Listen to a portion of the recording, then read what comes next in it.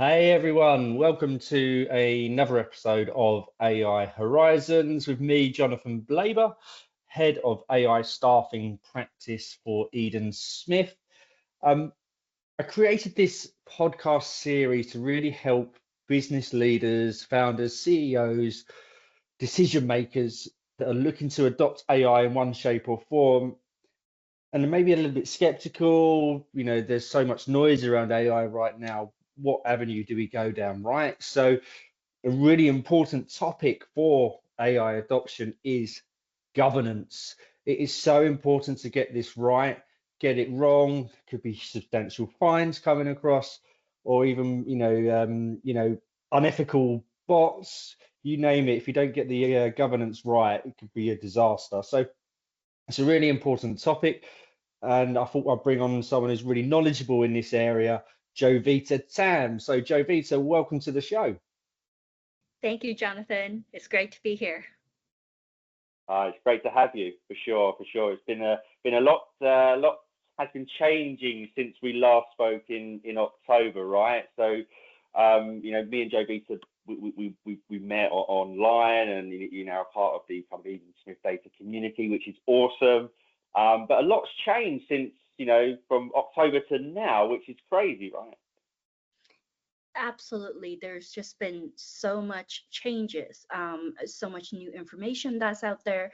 And it definitely doesn't make it easy for business leaders to sit here and go, oh, okay, where's everybody else at? Where am I at? How do I prioritize? Yeah, exactly. So, in terms of a bit of an intro on you and your journey, I mean, it's really good for the audience just to kind of understand a bit about you, really. So, over to you. Sure. So I'm a business focused data and AI advisor, and I help companies and people innovate to achieve their objective. So where I'm hyper focused is on optimizing at the intersection of data and AI, the law, and the technical aspects of business. I've had a lot of experience leading global large scale transformation by training. My background is in engineering. I started in robotics, and then I moved on to the legal profession, worked in investment banking briefly, so I have that finance background. And from a legal side of things, I'm currently admitted to practice in New York, and I'm on the roll of solicitors here in England and Wales. So that's me in a nutshell. But Jonathan, before we move forward, I do want to level set on what does AI governance mean, right? As you said, it is a topic which is quite in demand.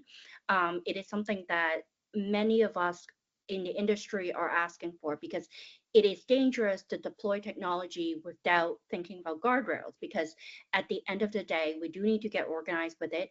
And ultimately, I think AI governance is important for us to be able to continue to enjoy the benefits of AI as a technology brings us, and if we want to continue to innovate with it. And from my opinion, like, I don't think that there is a standard definition of AI governance that everybody agrees upon, right? So this is a definition that I have been working with, and I think that the scope of AI governance extends well beyond AI compliance. It is not just this is what so and so regulation is telling me I need to do by this time. It is way more than that. And I think from a practical perspective, it is about a balancing act between responsible AI and effectively managing AI risk. And to maintain this balance, which is dynamic in nature, right? It requires us to take continuous action. So, in summary, I would say that AI governance is about continuous change management, and it is a journey as we see changes in technology, changes in social expectations, meaning our relationship with the technology changes over time.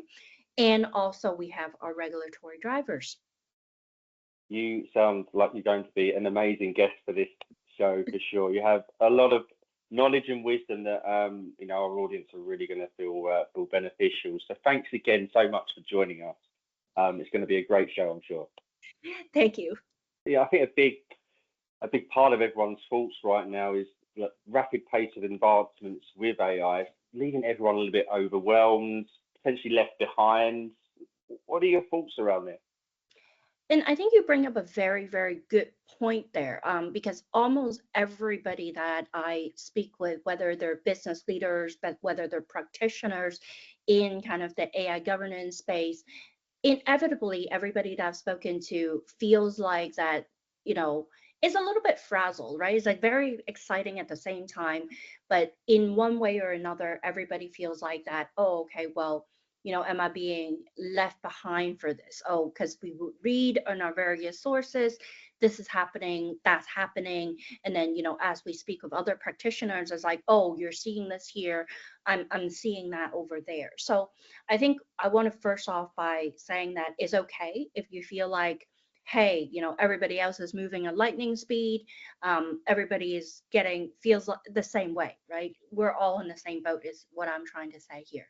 Um, and I think what I want to point out is that much of this change, I believe, is because obviously there's advancement in technology, but I think the expectation, or change in the technology, the social expectation, and the regulatory landscape, right? It's a changing in each of these disciplines, right?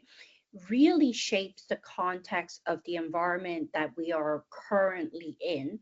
So that's what, and no single person can keep up with all of it, right?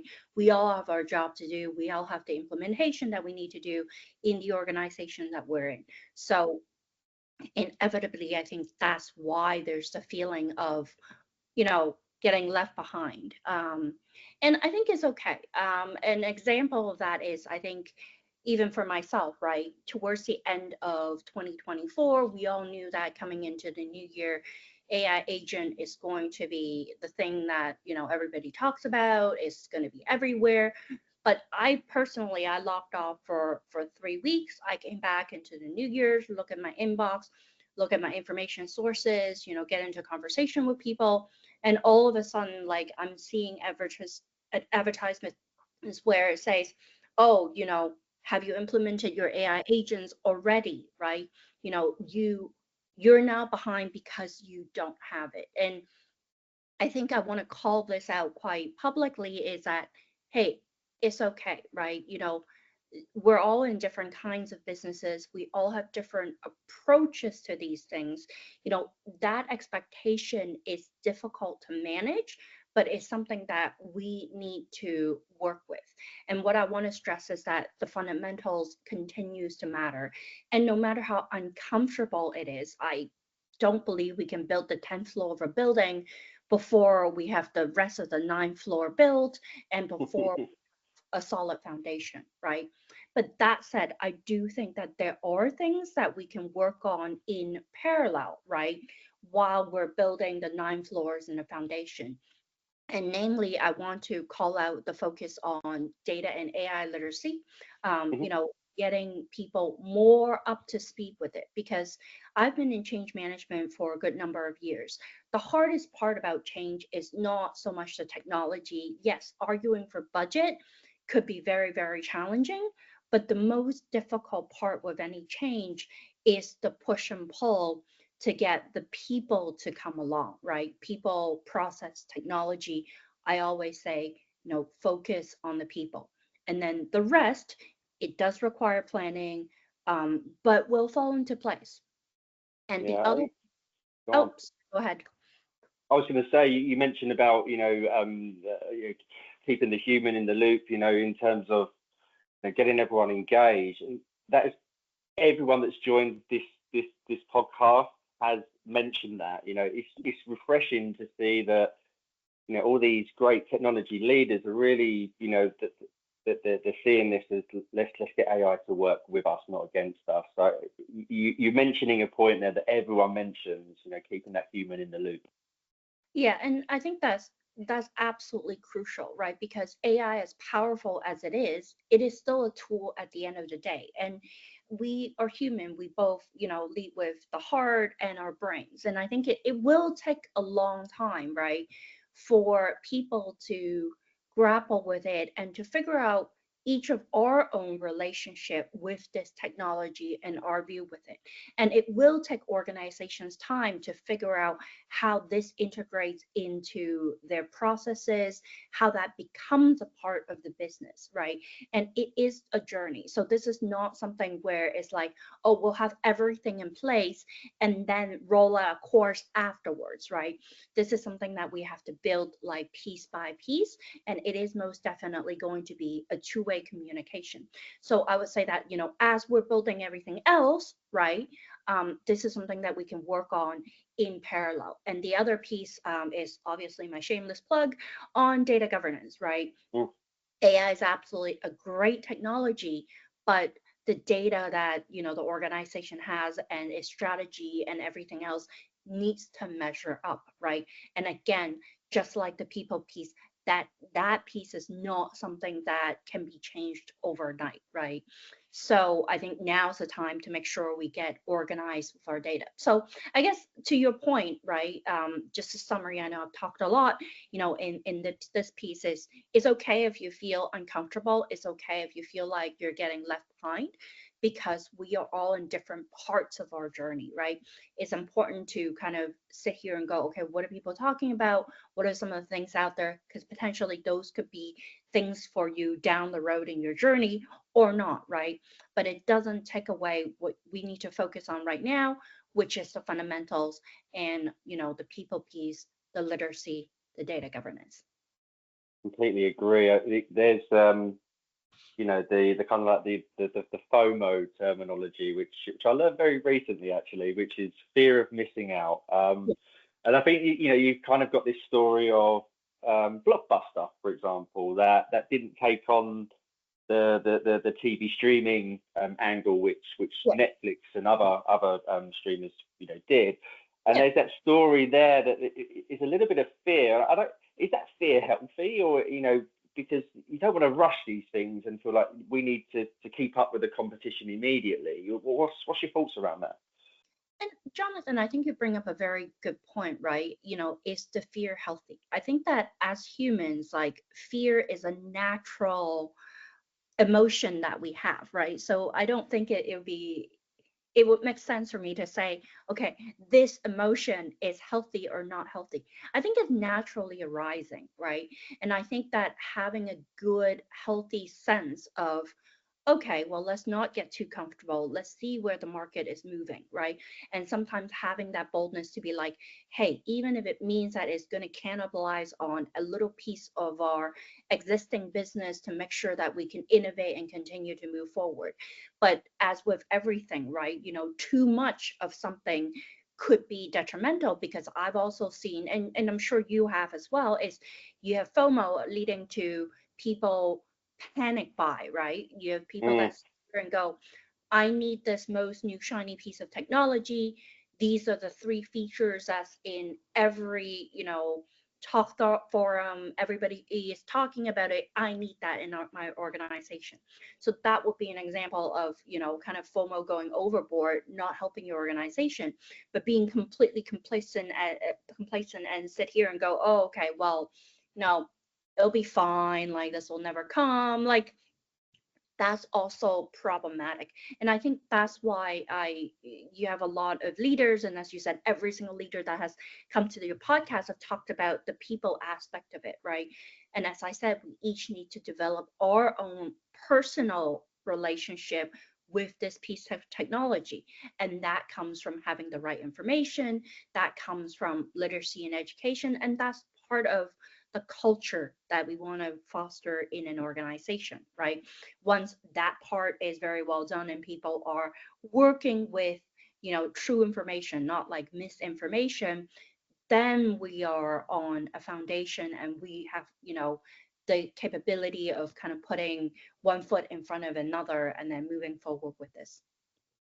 A really, really good insight there, Jovita. I mean, you also mentioned a little bit earlier on about AI regulatory landscape. Yeah. I'll be honest with you, it's not a common, thing for me to know. I'd love to understand about it. I'm sure perhaps, our audience, our listeners would love to as well. What's your kind of thoughts and observations on, AI regulatory landscape? So, as I mentioned before, my background is one from both engineering and data, and as well being an attorney. So, a lot of people do come to me and go, "Well, the space is getting increasingly regulated. What are your thoughts on it, if you would?" And that's why I started out saying that, okay, for me, AI governance, the scope of it extends well beyond just compliance, right? It following the law and looking at what is legally required is most certainly important, but that in itself is not the whole, in my opinion, of AI governance. So my kind of quick summary of it right here in a podcast is that I would say that globally, we are seeing more and more regulation, right, around the technology. And this has been a trend for a while now, like meaning that there's more regulation, more guardrails around things. I would say globally it's a fragmented approach. In the EU, we have the EU AI Act. US has been relying on existing regulations and then executive orders. So I think like this is where things are moving very quickly, and timeline and context does matter. So I want to call out that we are recording this podcast Tuesday, January 21st. So Good, good, those of good, us good to who do. who has been following, right, a lot of the US politics and the like, we would know that there's been a lot of changes in the last day or so, right? Mhm. And I think that we will continue to see change in that area. There was an executive order that was released, I think, January 13th, 2025. So, but this morning when I Googled it, I got a 404 error. So I don't know if it's my browser acting up or that executive order was impacted, right? So again, we're seeing different jurisdictions having different takes to these things. And in Singapore, they have their own AI governance framework. So it's important to remember that, like, it is still a very dynamic landscape. Even though we may have regulations in certain places, like there hasn't been a lot of case law, their guidances are still coming out. So that's why I say, when we see the changes in the space, it's not just a new technology coming out, it's our relationship with it, the social expectations, as well as the changing in legal landscape. So Uh, that's the global front. With respect to EU, we know the EU AI Act came into force August 1st of 2024, and we are now seeing a number of things come into effect or expected to come into effect in 2025. So prohibition of certain AI practices, that's February 2nd of this year. Rules around general purpose AI model, that is August 2nd of this year. And we also have the enforcement of penalties for non-compliance. That also comes into force August 2nd. So again, there's definitely a lot that's happening, but the approach that I would not recommend, right, is to let regulatory drivers do this. So this is not one of those, oh, because the law asks us to do this by this date, let's do something about it now. I think, as I said, it is about responsible deployment of the technology, right? We need to comply with the law, but we can't sit here and say, let's deploy it today. But the enforcement date for the law is, let's say, 2 years out. Let's not worry about any guardrails until then. That would be a very, very poor approach, in my opinion. Really interesting as well. So you almost have, you know, a few, few plates spinning for yourself when you're going into your role. You're having to consider technology, but you're also having to consider, regulatory compliance issues, the law. You've got quite a broad, varied role. You know, I just does it get valued enough, in terms of, the importance of AI governance? Is it seen as, something that we've got to do it, but really shouldn't be looking at this as like this is here to help. My personal approach is that this is definitely here to help, right? Because with everything, right? there is always two sides to the same coin. We know that AI is a very powerful tool and potentially we can get a lot of benefits from it. But we all know if you misuse a tool, right, however powerful it is, also means that it has the potential of creating a lot of damage, right? And we see, and I'm sure you have a lot of leaders coming to your podcast speaking about this, right? On one hand, you have the importance of the role of human in AI and in all of this, right? And a very important aspect of that is trust, right? And how do we kind of maintain this trust and build on this trust? It's very easy to destroy trust. It is very difficult to build trust, right? It's a feeling. So this is not one of those, oh, okay, well, let's fix it afterwards, right?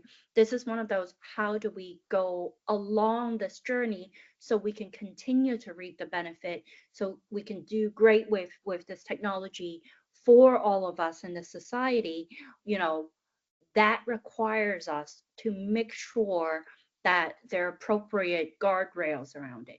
And I look at a lot of these as your North Star, right? What is your reasoning for doing it? And inevitably, as we make a lot of these decisions in real life, right? Because we don't do this in a vacuum, we do have competing interests, we do have trade-offs. So how do we make these decisions, right? And these are decisions that we need to be making as things change. We don't even know what most of the questions that we need to grapple with is yet, right? But with this North Star, with the, okay, we're going to deploy this responsibly, this is our values, that's how it's going to help us move forward so that we're not sitting here redoing everything from scratch over and over again. Yeah, because if we get it wrong, have you heard of any particular horror stories around AI governance not being implemented correctly, or perhaps even maybe companies being a bit rogue and just kind of just going out there and doing things without having a real strong AI governance strategy in place? Well, I think there are definitely people that are sitting here focusing on the technology first and then looking at the AI governance a little bit later. And excuse me. And I think there are different levels of the horror stories. Some of them, you already have seen, right? In our earlier days, we may have chatbots like kind of going rogue, Mm.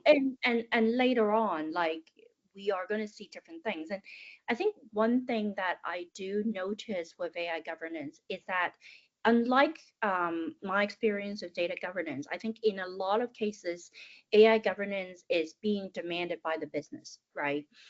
It's because customers are asking for it. Customers are asking, well, what are some of your safeguards around this? How do I know that if I employ your technology, that this won't turn into a disaster, right? And you also have people that are acquiring, technology, sitting here going like, well, this will become a part of my ecosystem. So what are we going to do about this? And I think that makes a huge difference, right? Having that driver coming from the business. Yeah, I think that it leads quite well into the next part, which is potential advice. What you would advise companies, organisations that are putting together their AI governance program in 2025. Because a lot's changed, obviously, but what would the advice be for this year? I think I've already shared that focus on the fundamentals, right? Because whatever AI governance program that you put into place needs to be fit for purpose for your organization right now.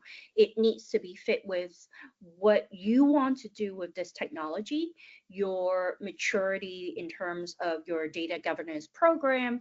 But I would say adopt both a top-down and a bottom-up approach. There are certain things that you can only learn by having that hands-on experience, whether it's a pilot project, whether it's just giving your employees a free rein to kind of play around in a sandbox. There's certain things that you can only learn, right, in a bottoms-up approach. But at the same time, as I talked about, because there's so much uncertainty and because things are always changing, I don't know if uncertainty is the greatest word here, right? But because things are always changing, it's important to kind of establish your North Star, start having those conversations because it takes time. This is not something where, although we're seeing like responsible AI, for example, right? We're seeing words like, transparency and explainability. These are very important core values. But when we use these words, just because we're using these words, there's a matter of degree. Does it necessarily mean that like we're all in agreement, we're all in alignment, right? I think that it will take time for us to dial that in. And this is one example that I gave during my talk last year at Big Data London is, well, what's a responsible time of going to bed, right? Some people would say, oh, responsible time to go to bed is like, before midnight, right? But if I told you that, hey, this person is a shift worker and they don't get home until like 9:30 or something like that, will you still say, okay, let's go to bed at like, 10 and wake up at 8 or something, right? It doesn't make sense, right? So you have to figure out what are the most important values for you and how that adapt to your context. So I say, top down, bottom up, very important. I think it's also about uh, remembering that it's not about perfection and remembering that, everybody is suffering from FOMO in one way or another, right? And so what that actually leads to is the idea of communication, right? This is not one of those you want to sit here and go, okay, I'm going to have everything figured out, right? And then I'm going to like release it to the world. There necessarily needs to be an element of like a continuous dialogue, whether it's with your, steering group, whether it's a team that's deploying, whether it's with procurement or kind of the general everyday data citizens, is having that communication, right? And going, okay, this is what we're seeing, this is what we're expecting, but it's, we could see changes with this and setting that expectation. And of course, keeping an eye on the regulation is important because those are real and genuine obligations, but that shouldn't be the sole driver for AI governance. So that's quite the mouthful, but I think it is a reasonable summary of some of the I other. think so, absolutely. You've raised so many valid points. You, I just really want to touch upon the job market because finally it seems to be picking up, right? So there seems to be more and more and more roles coming out within AI transformation, AI governance. And what I'm seeing in the market right now is there's not enough candidates that have worked on, AI transformation projects setting AI governance. There's a real kind of skill shortage, and I think for companies that perhaps are looking to invest and upskill, what should they be looking out for in terms of their existing employees and maybe some of the skills they have? Would you say there's any that you can transfer into the AI governance world quite easily? What's your opinion? I think that there's a lot of transferable skills, right? And particularly like this is one of those like if you sit here and go, okay, how many people have done this before and have done this before 10 times, right? But we are kind of entering into the space where it draws on a lot of things that we already know. Like, for example, AI governance is something that, like data governance, it cuts across the organization, right? You require a very strong data foundation with it. There are regulations and, there are other regulations out there. And so there are a lot of transferable elements, right? I think it is much more about finding people that have these experiences are able to put it together and make great judgment with this domain, right? Because ultimately, this is not something where you can just sit here and go, oh, I'm going to wait for this thing to completely unfold, right? And so I would say that, people that are able to draw on all of these and communication skills, right? Because this is essentially change management but requiring specific domain knowledge, right? Maybe from specific regulations, specific technology and the like, but there is a strong element of how you put it together. So I think that I would encourage companies to not sit here and look for people that are like, how many times have you done X before, right? And one thing that I want to call out is that with a lot of these regulations out there, it is about a risk-based approach. You can't do everything, right? But the other piece that's also worth noting is that with a lot of these regulations, you sit here and look at the obligations, and it becomes very apparent, right, that depending on where you are in the AI value chain, there are different obligations and there are different responsibilities. So I think that, being able to identify these things and make decisions based on what we know now and knowing how to adjust as we go along is very important. And so, in a sense, those are all transferable skills, right? So, hopefully that helps. Absolutely. I think it's really important to talk about because, AI clearly here to stay. And I suppose graduates, coming out of university or school leavers are thinking, right, what direction do I go down now? Some of the classical roles are, well, are they being, forgotten about, or, is AI here to help us, right? But for graduates, looking to get into different paths, for AI governance, would you kind of give any advice there for students looking to kind of get into this field? I don't know if I have any specific advice to give students who are looking to get into AI governance, but I can share a general observation of mine. So I think that when I went to school a number of years ago, people were very much thinking that I'm going to go to this type of school and become this type of practitioner. Now, I certainly didn't go with that approach. I basically followed my curiosity. I looked at the business problems at the time and like projected what that might be and go, what skills do I need to solve this problem, right? To push this forward. And I think increasingly we're going to see that more and more because today we're talking about AI governance. Who knows in 5 years, like what we might be talking about, it may not even take 5 years, right? So the thinking should be, how do I learn? How do I pick a problem apart? And by going for this thing, whether it is a piece, whether it's education or whether it's job experience, how would this help me, right? Solve problems, right? Or identify opportunities, or identify opportunities, because I think both of them are equally as important. So I don't know, that's just my observations and time will tell. Time will tell. I certainly know that 2025 looks optimistic. I certainly, feel there will be things changing as certainly as AI governance does quite rapidly. So it should be an exciting year for sure.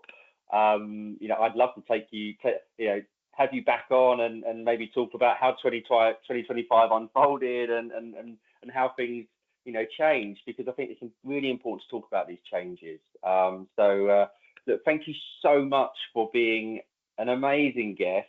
Really, really valid points.